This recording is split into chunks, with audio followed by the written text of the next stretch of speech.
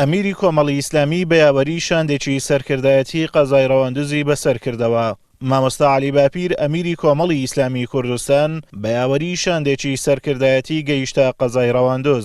سەرەتا لەلایەن سەرۆکی فراکسیۆنی کۆمەڵی ئیسلامی لە پەرلەمان و بەرپرس و کارگێڕانی مەڵبەندی سۆرانی کۆمەڵی ئیسلامی لە سپیلک پێشوازی کران. ئەمڕۆ بەڕێز جەنابی مامۆستا عەلی باپیر ئەمیری کۆمەڵی ئیسلامی بەسەردانێک لەگەڵ شاندی یاوەری گەیشتن بە سنووری مەڵبەندی هەشتی سۆرانی کۆمەڵی ئیسلامی.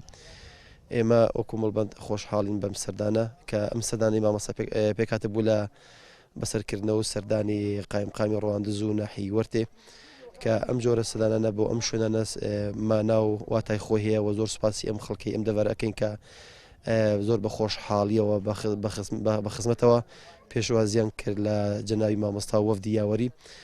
سەردانەکەەوە چەندین سەردانی کۆمەڵایەتی گرنگی لە خۆی گرتە بوو لە کەسایەتیە ناودارەکان و دیارەکانی مەنتیقەی دۆڵی وەرتە و خانەقا و ڕەواندز. دواتر مامۆستا عەلی باپیر و شاندی یاوەری بە هاوڕێتی بەرپرس و کارگێڕانی مەڵبەندی سۆران و ئەنجومەنی ڕەواندزی کۆمەڵی ئیسلامی سەردانی قایمقامیەتی قەزای ڕەواندزیان کرد. لەوێ لەلایەن کوێستان ئەحمەد قایمقامی قەزای ڕەواندز و بەرپرسە ئیداریەکانی قەزاکە پێشوازی کران و خۆشحاڵیان بەو سەردانەی دەربڕی. هەر لە درێژەی سەردانەکەی بۆ دەڤەری ڕەواندز ئەمیری کۆمەڵی ئیسلامی و شاندی یاوەری ناحیەی وەرتیان بەسەر کردەوە و لەلایەن بەڕێوەبەری ناحیەوە پێشوازی کران. بەڕێوەبەری ناحیەی وەرتێ ئەم سەردانەی مامۆستا عەلی باپیری بەگرنگ بۆ ناوچەکە وەسف کرد. ئەمڕۆ کواگەدارن بەڕێز مامۆستا عەلی باپیر ئەمڕۆ سەردانی قایمقامەتی قەزای ڕەواندزی کرد و ئێمەش لەلای خۆمانەوە پێشوازیمان لێ کرد و بە خێراتنێکی گەرممان لێ کرد. دیارە بەڕێزیان قایمقامەتی بەسەر کردەوە و ئێمە لێ ڕەسپاس و هیوای سەرکەوتنی بۆ دەخوازن. حتمما جێی دڵخۆشی بوو سەردانی مامۆستا عەلی باپیر و هیوای سەلامەتی بۆ دەخوازن.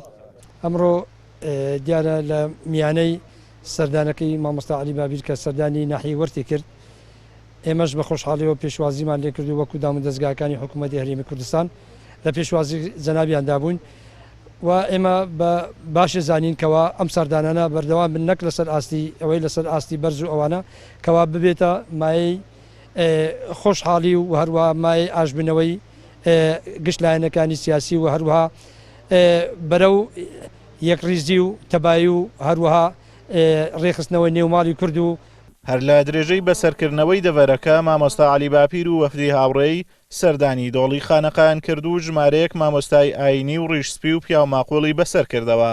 لە یەکەم وێزگەی سەردانەکەی لە دۆڵی خانەقا مامۆستا عەلی باپیر سەردانی ماڵی مامۆستا مەلا عەبدوڵڵا پێشنوێژ و وتارخوێنی مزگەوتی خانەقای کرد. دواتر هەر لە خانەقا سەردانی ماڵی مام عەبدوڵڵا حاجی ڕەحمان کەسایەتی ناوچەکەی کرد بە مەبەستی هەواڵپرسین و بەسەرکردنەوە. دواتر لە ناحیەی وەرتێ سەردانی ماڵی هەریەک لە مام حاجی شێخە و بەشداری پرسەی کۆچکرد و حاجی مستەفای کرد. دواتر سەردانی ماڵی هەریەک لە حاجی محەممەد و کاک محەممەد خدر و مامۆستا مەلا عەبدوڵڵای کرد لە ناحیەی وەرتێ. لەم بەسەرکردنەوانەدا مامۆستا عەلی باپیر لە نزیکەوە هەواڵی ئەو کەسایەتیانەی پرسی و بارودۆخ و ڕەوشی ناوچەکەی لەگەڵ تاوتوێکردن.